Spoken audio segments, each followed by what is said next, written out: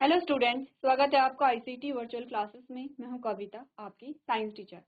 उम्मीद करती हूँ आप सभी अच्छे होंगे और स्वस्थ होंगे। सो क्लास कंटिन्यू करेंगे अपना चैप्टर जिसमें हम बात कर रहे हैं इम्प्रूवमेंट इन फूड रिसोर्सेज। हम यहाँ पर बात कर रहे हैं फूड रिसोर्सेज में कैसे इम्प्रूवमेंट किया जाए। जैसे कि आप समझ रहे हैं ये थोड़ा लेंथी चैप्टर हमारा आता है लेकिन ईजी है। ऐसा हमारे पास अभी तक ऐसा कोई टॉपिक नहीं आया है जो हमारे लिए एकदम नया हो। थोड़े बहुत चेंजेस आप देख सकते हैं, लेकिन आप देख रहे हैं कि जिस प्रकार से पारंपरिक खेती की जाती है कुछ उसी प्रकार से हम चीज़ों को पढ़ रहे हैं। और सिर्फ इतना हमने इसमें ऐड किया है कि किस प्रकार से आप फूड रिसोर्सेज में इम्प्रूवमेंट कर सकते हैं, उत्पादन को आप बढ़ा सकते हैं। तो देख लेते हैं अभी तक हमने क्या क्या चीज़ें डिस्कस की है यहाँ पर। एक बार जो जो टॉपिक्स आपके पास आते हैं आप अपने नोट्स देखेंगे और उन्हें देखेंगे कि आपने कौन कौन से नोट्स बनाए हैं, कौन से टॉपिक आपने यहाँ पर पढ़े हैं। चलिए, हम बात कर रहे थे यहाँ पर। सबसे पहले हमने ऑर्गेनिक फार्मिंग की बात की है। हमने कहा ऑर्गेनिक फार्मिंग में यहाँ पर कुछ प्रकार हमने देखे थे कि ऑर्गेनिक फार्मिंग में किस प्रकार से इम्प्रूवमेंट को बढ़ाया जा सकता है। तो हमने पढ़ा था यहाँ पर क्रॉपिंग पैटर्न को, जिसमें सबसे पहले हमने मिक्स क्रॉपिंग की बात की थी। मिक्स क्रॉपिंग में हमने कहा कि हम क्या कर रहे हैं, बहुत सारे बीजों को मिक्स कर दे रहे हैं, यानी कि अलग अलग जो फसल है आपकी उन्हें आप मिक्स कर दे रहे हैं, सबको एक साथ बो रहे हैं और सभी को एक ही प्रकार के उर्वरकों या एक ही प्रकार के खाद, या हम कह सकते हैं कि ये ऑलमोस्ट एक ही प्रकार के पोषक तत्वों की आवश्यकता है। इसका मुख्य जो उद्देश्य था वो ये था कि यहाँ पर आपने कहा कि कोई ना कोई फसल यहाँ पे ग्रो कर पाए। क्रॉप की बात कर रहे हैं, हमने कहा हमने सारे सीड को एक साथ बोया, उन्हें ऑलमोस्ट एक ही प्रकार के जो फर्टिलाइजर्स हैं या उर्वरक हैं उनकी आवश्यकता है। सेकेंड, हमने बात की थी यहाँ पर इंटरक्रॉपिंग के बारे में। और इंटरक्रॉपिंग में हमने बात की थी यहाँ पर कि जिसमें हम सेम चीजें यहाँ पे अप्लाई कर रहे हैं कि एक से अधिक बीजों को बो रहे हैं, लेकिन ऐसा नहीं कि सभी को मिक्स किया जा रहा है। आपने कहा कि यहाँ पर हर एक का एक अलग पैटर्न है, हर एक को अलग अलग प्रकार के उर्वरकों की क्या है यहाँ पे जरूरत है। ठीक है। नेक्स्ट आपने पढ़ा था क्रॉप रोटेशन। क्रॉप रोटेशन में आप समझते हैं कि सीजन वाइज आप क्रॉप को रोटेट कर रहे हैं। ऐसा नहीं है कि आप हर एक सीजन में एक ही प्रकार की फसल को वहां पर बो रहे हैं। ये सारी चीजें हम डिस्कस कर चुके थे। अब हमारे पास एक नया टॉपिक आता है जिसे हम कहते हैं वीड, या जिसे हम कहते हैं खरपतवार। सबसे पहले समझना ये है कि खरपतवार होते क्या हैं।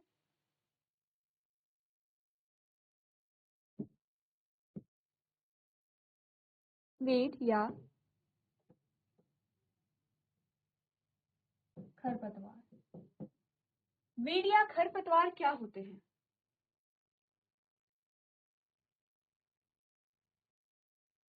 देखिए, ये है हमारे पास जो कृषि की भूमि आती है। ठीक है, यानी कि हमारे पास एक खेत है और खेत में आपने कहा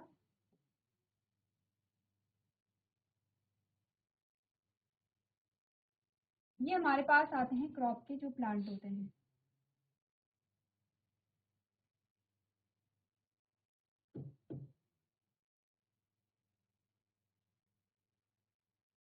गेहूं के पौधे। ठीक है, ये हमारे पास आते हैं गेहूं के पौधे। ये आपके पास गेहूं के पौधे हैं। ठीक है, ये खेत हमारे पास है और ये हमारे पास गेहूं के पौधे आते हैं। अब गेहूं के पौधों के साथ साथ हम क्या देखते हैं यहाँ पर, हमने कहा यहाँ पे कुछ घास के पौधे हमारे पास आते हैं। ठीक है, ये क्या है, इनके रूट्स है। हमने कहा ये हमारे पास आते हैं गेहूं के पौधे।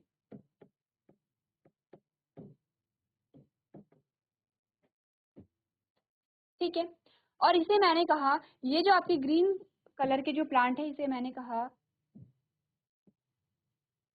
वीड या खरपतवार। क्या डिफरेंस है इन दोनों में? देखिए, ये तो हमारे पास क्या आते हैं, अनाज के पौधे आ रहे हैं, इनसे हमें किसी न किसी प्रकार से क्या मिला है, उत्पाद मिल रहा है। गेहूं के जो पौधे हैं ये हमारे पास क्या आते हैं, सीड आते हैं। ये आपके पास क्या है, सीड यानी कि बीज है, यानी कि गेहूं के बीज होंगे, ये गेहूं के पौधे हैं। तो हमने कहा ये हमारे पास क्या आते हैं, गेहूं के पौधे आते हैं।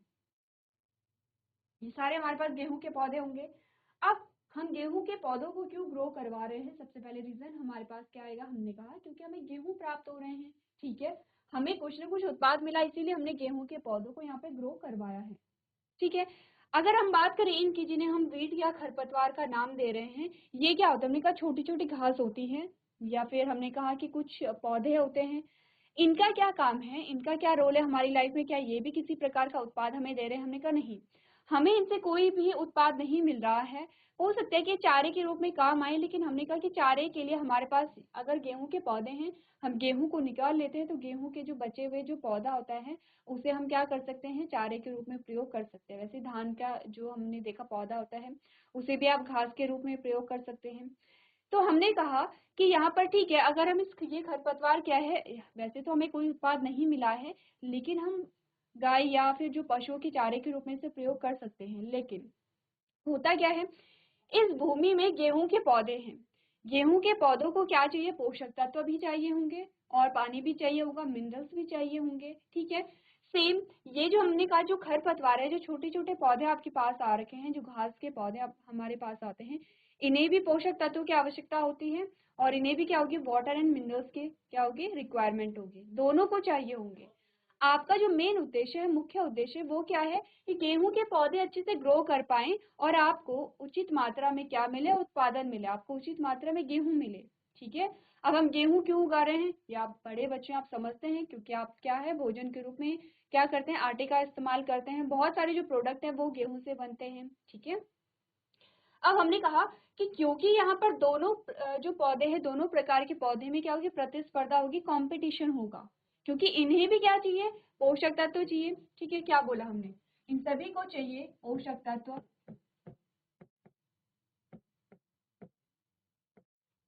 पानी या जल, और खनिज। ठीक है। इन दोनों प्रकार के पौधों को, यानी कि गेहूं के पौधे को और जो खरपतवार है, उन दोनों को ही क्या चाहिए? यहाँ पर ये सारी चीजें चाहिए होंगे।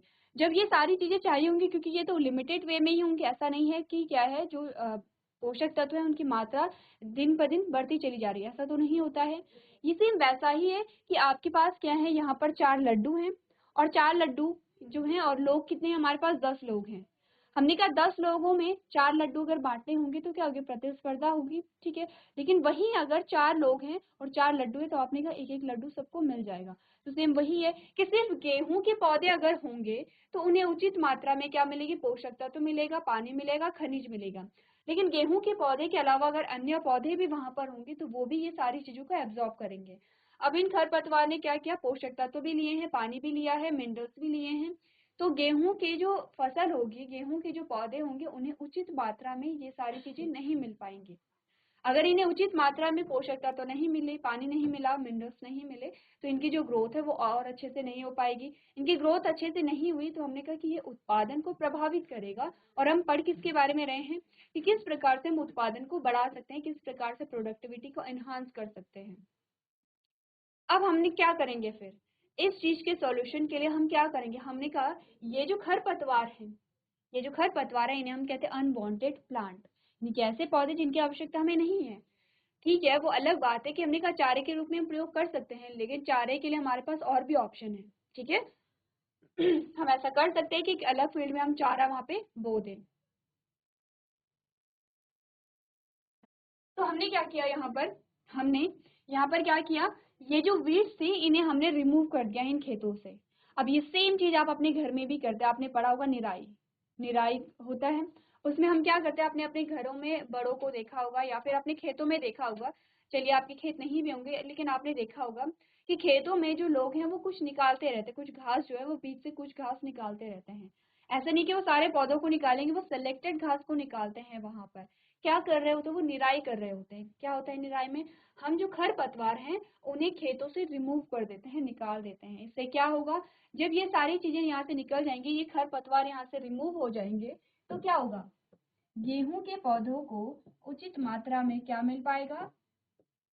यहाँ पे पोषण मिल पाएगा, क्योंकि यहाँ पर इस मिट्टी में जितने भी पोषक तत्व होंगे, इस मिट्टी में जितनी मात्रा पानी की होगी, जितने मिनरल्स होंगे, वो सारी चीजें गेहूं के पौधे इजिली एब्जॉर्ब कर पा रहे हैं। और आपने कहा कि उचित मात्रा में अगर इन्हें पोषण मिलेगा, तो क्या करेंगे? अच्छे से ग्रो करेंगे, अच्छे से ग्रो करेंगे तो उत्पादन अच्छा होगा। तो ये अभी तक ये सारी जो चीजें हैं, ये हम पारंपरिक खेती में भी यूज करते हैं। निराई का जो काम होता है वो पारंपरिक खेती में भी होता है। ठीक है। अब निराई के अलग अलग वेज हो सकते हैं, अलग अलग तरीके हो सकता है कि हाथ से निराई की जा रही हो सकता है कि हल भी जोते जाते हैं। आपने देखा होगा कि हल भी जोते जाते हैं, जिससे क्या होता है अधिकतर जो पौधे हैं वो उखड़ जाते हैं वहां पर। तो पढ़ लेते हैं। अब आप समझ रहे हैं खरपतवार क्या है। अनवांटेड प्लांट है, ऐसे पौधे हैं जिनकी आवश्यकता हमें फील्ड में या हमारे खेतों में नहीं होती है, जो कि यहाँ पर हमारे उत्पादन को प्रभावित कर सकते हैं। क्यों करेंगे? क्योंकि ये क्या करेंगे, पोषण के लिए प्रतिस्पर्धा करेंगे उस मुख्य पौधे से, मुख्य फसल से। मुख्य फसल हमारी क्या होगी? हमने कहा गेहूं की फसल जो है हमारी मुख्य फसल है। इसके अलावा जो अनवांटेड प्लांट है वो खरपतवार है। तो सबसे पहले वीड की डेफिनेशन क्या आती है?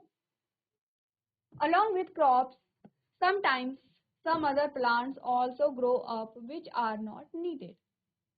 कि कभी क्या होता है, ठीक है, ऐसा नहीं कि कभी कभी होता है, ये होता ही है।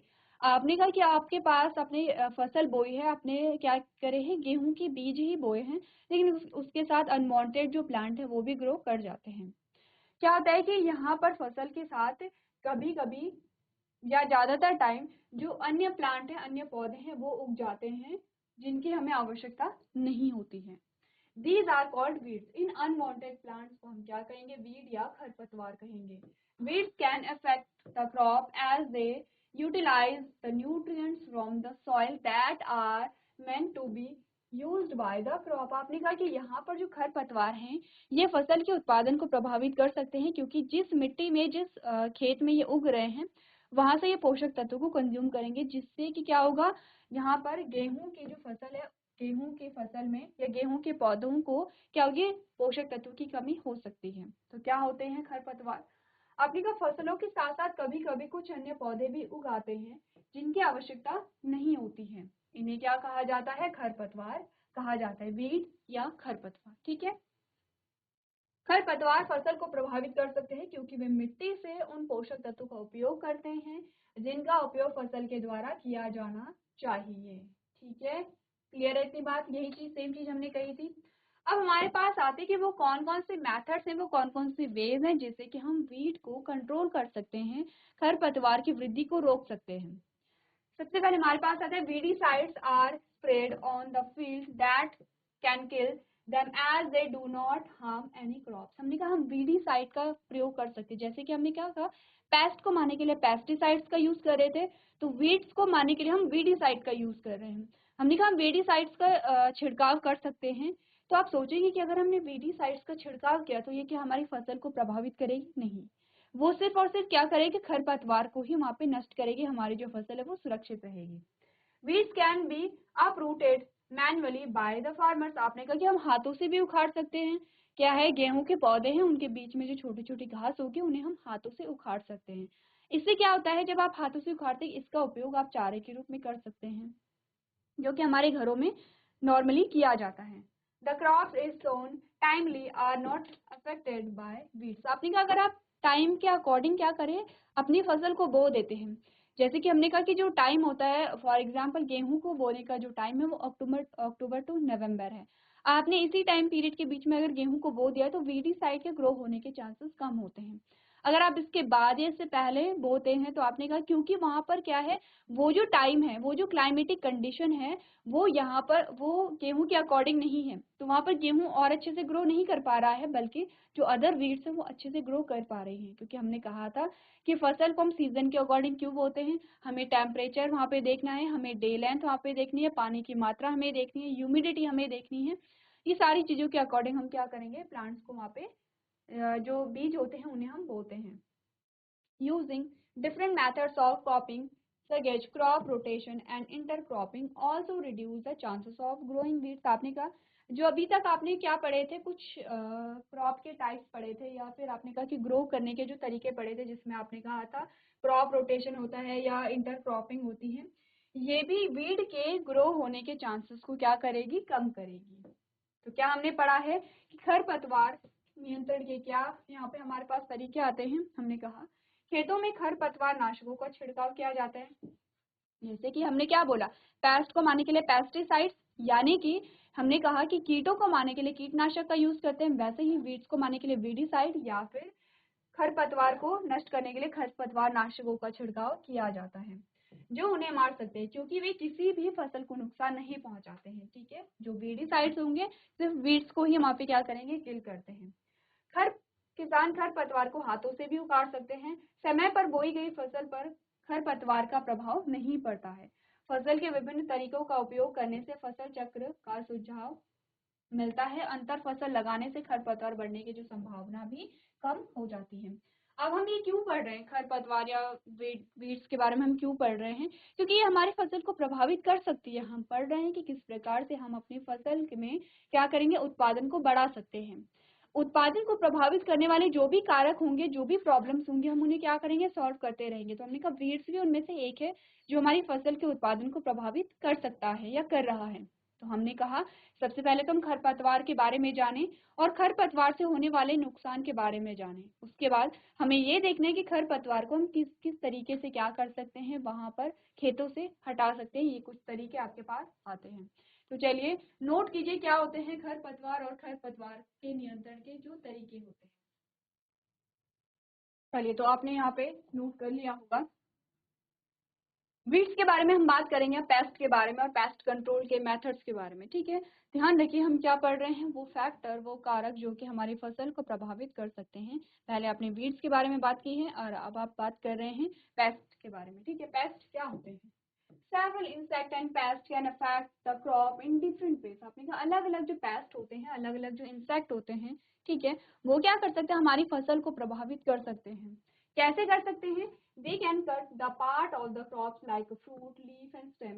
आपने कभी देखा होगा, आपने कभी ना कभी अपने बड़ों से सुना होगा या एक्सपीरियंस किया होगा, क्या होता है कि कोई फसल है या अपने गार्डन में जो प्लांट्स लगाए होते हैं, तो वो क्या होता है, वो उन्हें काट दिया जाता है। जैसे उनकी स्टेम कट गई है, उनकी पत्तियां कट गई हैं या उनके जो फल हैं वो काट दिए जाते हैं। ये आपने देखा होगा, स्टेम कटिंग तो बहुत कॉमन होती है, अपने घरों में सुना होगा अपने बड़ों से कि यहाँ पर जो खेत है, खेत में जो पौधे हैं या जो फसल है वो कट जा रही है या उन्हें काट दिया जा रहा है कीड़ों के द्वारा। ठीक है, तो या तो वो कट कर सकते हैं, they can get into the stem and root of the plant. वो क्या कर सकते हैं कि पौधे के तने और जड़ों में जा सकते हैं। उसके बाद क्या होगा, they suck the cell sap of the plant and hence destroy them. तो क्या होगा कि यहाँ पर जो इंसेक्ट या पेस्ट होते हैं वो पौधे की तने या जड़ में घुस करके सेल सैप को क्या कर देते हैं, कंज्यूम करते हैं। जब ये सेल सैप को कंज्यूम करने लगेंगे तो जो पौधा है उसकी धीरे धीरे डेथ होने लगती है और फसल क्या होती है, पूरी बर्बाद हो जाती है। तो क्या चीजें हमने पढ़ी है यहाँ पर, कीटों के बारे में आपने कहा कई कीड़े और कीट विभिन्न तरीकों से फसल को प्रभावित कर सकते हैं। वे फसल के कुछ हिस्से जैसे फल, पत्तियां और तने को काट सकते हैं। दूसरा, वे पौधे के तने और जड़ों में जा सकते हैं। वे पौधे की कोशिका का रस चूसते हैं और उन्हें नष्ट कर देते हैं। ये तो अलग अलग तरीके होते हैं। जैसे आपने कहा कि फंगस डिजीज, ये तो क्या है, माइक्रो ऑर्गेनिज्म है, जैसे कि फंगस हो गया है, जैसे कि बैक्टीरियल डिजीज होती है। ये क्या करती है, पूरी फसल को यहाँ पे क्या करेंगे, डिस्ट्रॉय कर देंगे। अभी अब बात कर रहे हैं पेस्ट के और इंसेक्ट के बारे में। तो हम देखते हैं कि पेस्ट कंट्रोलिंग मेथड्स क्या क्या होते हैं, कैसे हम पेस्ट को यहाँ पे कंट्रोल कर सकते हैं। सबसे पहले तो हमारे पास आता है पेस्टिसाइड या कीटनाशक। आपने कहा pesticides and insecticides are spread on the field to kill germs. जैसे अपने वीडीसाइड का क्या किया था, छिड़काव किया था, यानी कि आपने क्या किया था, खरपतवार नाशक का छिड़काव किया था, वैसे ही आप कीटनाशक यानी कि इंसेक्टिसाइड या फिर आपने बोला पेस्टिसाइड और इंसेक्टिसाइड दोनों का ही आप क्या कर सकते हैं, छिड़काव कर सकते हैं। दूसरा, crop should be check timely to ensure safety against pest. अब यहाँ पे होता क्या है कि टाइम टू टाइम आपको चेक करना चाहिए कि आपकी फसल सुरक्षित है या नहीं है। आप जो है पेस्टिसाइड हो गया है या इंसेक्टिसाइड्स हो गया है, आप इनका छिड़काव तभी करेंगे जब आपको आपकी फसल की हेल्थ के बारे में पता होगा कि फसल की सिचुएशन कैसी है, आपकी क्रॉप की सिचुएशन कैसी है। तो आपको क्या करना है, टाइम टू टाइम विजिट करना है, अपनी फसल को देखना है कि जो पौधे हैं वो अच्छे से ग्रो हो रहे हैं। अगर नहीं हो रहे हैं तो उसका क्या रीजन हो सकता है, यहाँ पे पेस्ट फसल को डिस्ट्रॉय कर रहे हैं या फिर आपने कहा कि जो फंगल डिजीज है या बैक्टीरियल डिजीज है वो क्रॉप को डिस्ट्रॉय कर रही है। इन सारी चीजों को आपको क्या करना है, ध्यान रखना है और पता करना है। Next, use of effective cropping methods such as crop rotation ensure insect management in the field. ध्यान दीजिए, जो हमने क्या बोला था, हमने कहा था क्रॉप को ग्रो कराने के तरीके, हमने कहा था वो हर जगह आपके यूज हो रहे हैं। आपने कहा कि क्रॉप रोटेशन को आप यूज कीजिए जिससे कि कम चांसेस होते हैं कि जो पेस्ट हैं, जो इंसेक्ट हैं, वो फसल को क्या करेंगे, प्रभावित करेंगे। Sometimes summer plugging is also use in destroy the weeds and pests। क्या क्या हमारे पास कीट नियंत्रण के तरीके आते हैं। आपने कहा कीटाणु को मारने के लिए खेतों में कीटनाशक का हम क्या करते हैं, छिड़काव करते हैं। कीटों से सुरक्षा सुनिश्चित करने के लिए फसल की समय पर जांच की जानी चाहिए। फसल चक्र जैसी प्रभावी फसल पद्धतियों का उपयोग खेतों में कीट प्रबंधन सुनिश्चित करता है। कभी कभी ग्रीष्मकालीन जुताई का उपयोग खरपतवार और कीटों को नष्ट करने के लिए भी किया जाता है। हमने क्या बोला, अगर हम बात कर रहे हैं यहाँ पर वीड्स को रिमूव करने की, तो हम कभी कभी वहाँ पे हल भी जोते जाते हैं, जिससे कि क्या होते हैं, जो प्लांट्स है वो उखड़ जाते हैं। तो ये आपके पास क्या आते हैं, कुछ पेस्ट से होने वाले जो हार्मफुल इफेक्ट हैं और पेस्ट को कंट्रोल करने के जो तरीके हमारे पास आते हैं। तो कुछ हमारे पास यहाँ पे आपने का प्रिवेंशन, पेस्ट से प्रिवेंशन या paste and symptom identification, regular observation, ये आपको बता रखे हैं कि किस प्रकार से आप पेस्ट से अपने पौधे को बचा सकते हैं। सबसे पहले तो प्रिवेंशन, आप क्या करेंगे, रोकथाम करेंगे यहाँ पर अपने पौधे के लिए, ठीक है। दूसरा रोकथाम यानी कि आप पौधों को काटेंगे नहीं, ठीक है। नेक्स्ट हमने कहा कि पेस्ट एंड सिम्टम आइडेंटिफिकेशन, अब आप क्या करेंगे, अपने पौधे की जांच करेंगे अच्छे से कि पौधे में क्या है, यहाँ पर कोई सिम्टम्स तो नहीं है, वहां पर कोई पेस्ट या फिर कोई भी ऐसा आपने कहा कि फैक्टर या कोई भी ऐसा कैरेक्टर या कोई भी ऐसा गुण जो आपको दिखा रहा है कि वो एबनॉर्मल है। नॉर्मली जो पौधे ग्रो होते हैं उनके जो फीचर्स हैं, उनके जो कैरेक्टर्स है, वो आपको अलग तरीके से दिखाई देते हैं। आप देखेंगे उनकी यहाँ पे जो फिजियोलॉजी होती है प्लांट की, आप उन्हें ऑब्जर्व करेंगे, यहाँ पे कोई पेस्ट है, कोई सिम्टम्स आपको ना मिले। दूसरा आपने कहा कि ठीक है आपको नहीं भी मिला है, अगर आपने एक बार चेक किया और आपको अपनी फसल में कोई किसी प्रकार का सिम्टम्स नहीं भी मिला है, लेकिन फिर भी रेगुलरली ऑब्जर्व आप करते रहेंगे, ऑब्जर्वेशन में रखेंगे अपनी फसल को, ठीक है। प्लांट थ्रेशोल्ड और बेस्ट मैनेजमेंट प्रैक्टिसेस, और यहाँ पर बेस्ट मैनेजमेंट प्रैक्टिसेस में आपने क्या कहा कि आप क्या करेंगे, अपनी फसल को सुरक्षित रखने के लिए अलग अलग तरीकों का उपयोग यहाँ पे करेंगे। तो चलिए एक बार यहाँ पे देखिए पेस्ट क्या होता है और पेस्ट को कंट्रोल करने के क्या क्या तरीके होते हैं। चलिए तो आगे बढ़ते हैं और अपना नेक्स्ट टॉपिक यहाँ पे देखते हैं। अब हम बात करते हैं डिजीज क्या होती हैं, किस प्रकार से होती हैं, और डिजीज के मैनेजमेंट मेथड्स हमारे पास क्या क्या आते हैं। Microorganisms such as fungi, bacteria, and viruses often attack the crop and affect them. These pathogens can be transmitted to crops via soil, water or air. अभी तक हमने बात की है, ये सारे जो टॉपिक हमारे चल रहे हैं वो कार्य हैं जो हमारी फसल के उत्पादन को प्रभावित कर सकते हैं, जिसमें हमने वीट पढ़ा है, हमने पेस्ट और इंसेक्ट पढ़े हैं।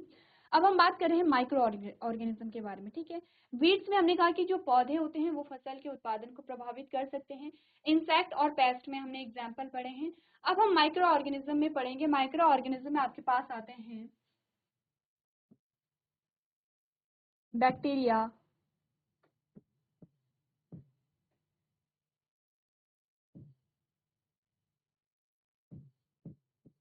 फंजाई और वायरस,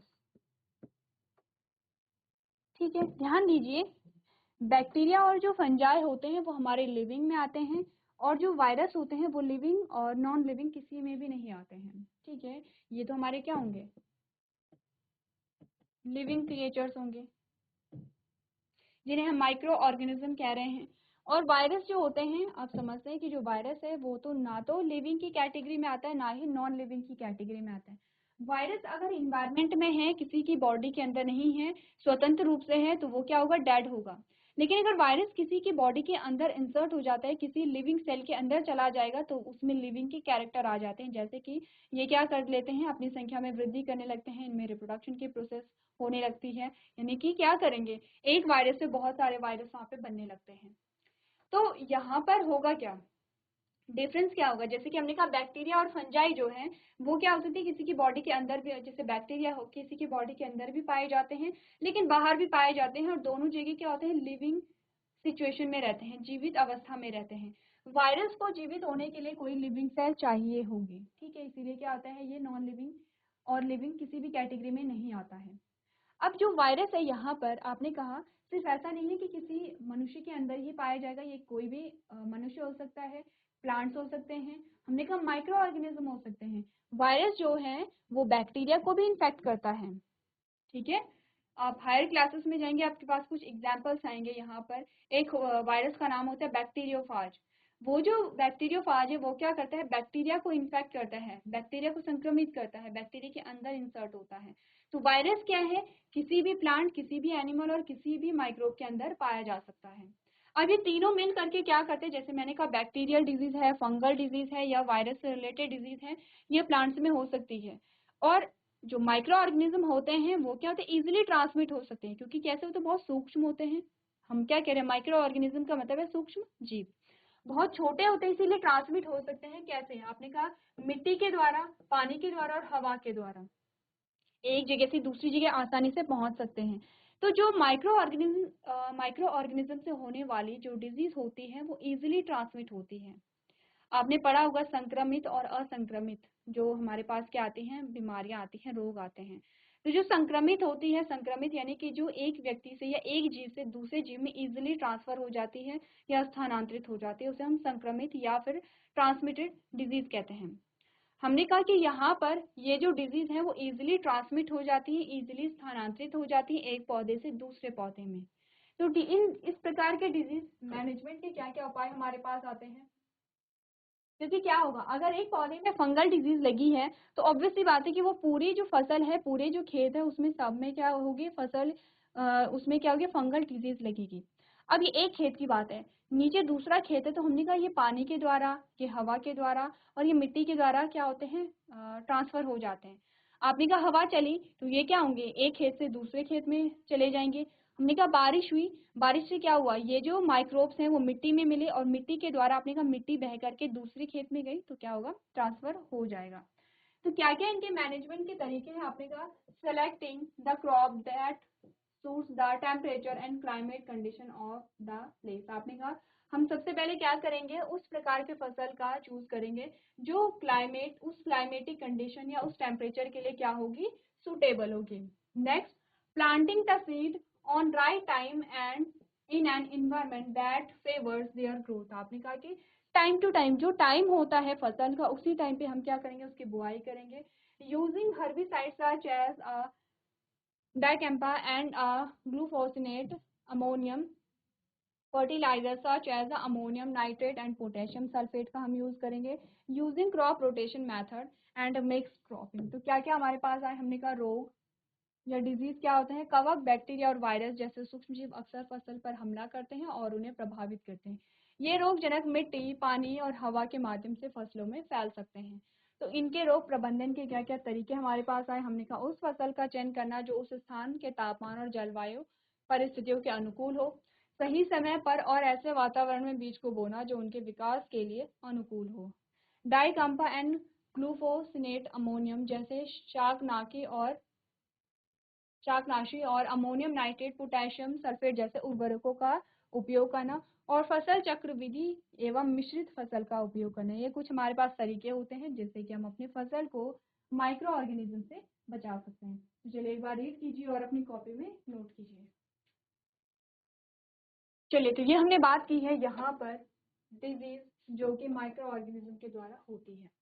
अब हम बात करेंगे यहाँ पे स्टोरेज की। ये जो ग्रेन्स होते हैं उनका स्टोरेज किस प्रकार से किया जाता है, जो फसल का भंडारण है। अब होता क्या है, हमने कहा कि हम किसी फसल को उगा रहे हैं, फॉर एग्जाम्पल हमने गेहूं की खेती की है और हमारे खेतों में 50 किलो गेहूं हुए हैं। ये सिर्फ हम अपने लिए उगा रहे हैं, ऐसा नहीं कि हम किसी को सेल कर रहे हैं, बेच रहे हैं। अब ऐसा नहीं होता है कि हम 50 किलो गेहूं एक ही टाइम पे क्या करेंगे, यूज कर लेंगे। तो हम क्या करेंगे, उनका भंडारण करेंगे। इनके स्टोरेज के बारे में बात करेंगे, स्टोरेज के क्या क्या मेथड्स होते हैं, ठीक है। तो यहाँ तक हमने क्या कहा, स्टोरेज के बारे में बात करेंगे। इसके साथ ही आपने देखा होगा जब हमने चैप्टर स्टार्ट किया था, फूड रिसोर्सेज के बारे में हम बात कर रहे हैं, उनके इम्प्रूवमेंट के बारे में हम बात कर रहे हैं। फूड रिसोर्सेज हमारे दो होते हैं, प्लांट और एनिमल। तो प्लांट जो हमारा होता है, प्लांट से मिलने वाले जो भी हमारे फूड होते हैं, जो भी हमारे प्रोडक्ट होते हैं, उनमें एनहांसमेंट किस प्रकार से किया जाता है, इसके बारे में हमने बात की है। नेक्स्ट जो हमारा सोर्स आता है, स्रोत आता है, वो है एनिमल हस्बेंड्री यानी कि पशुपालन। अब आपने देखा होगा कि यहाँ पे पशु से भी हमें बहुत प्रकार का जो उत्पाद है वो मिलता है, अलग अलग प्रकार के उत्पादों का हम प्रयोग करते हैं। इस प्रकार के उत्पाद में किस प्रकार से सुधार किया जा सकता है, इम्प्रूवमेंट किया जा सकता है, तो हम बात करेंगे एनिमल हस्बेंड्री के बारे में।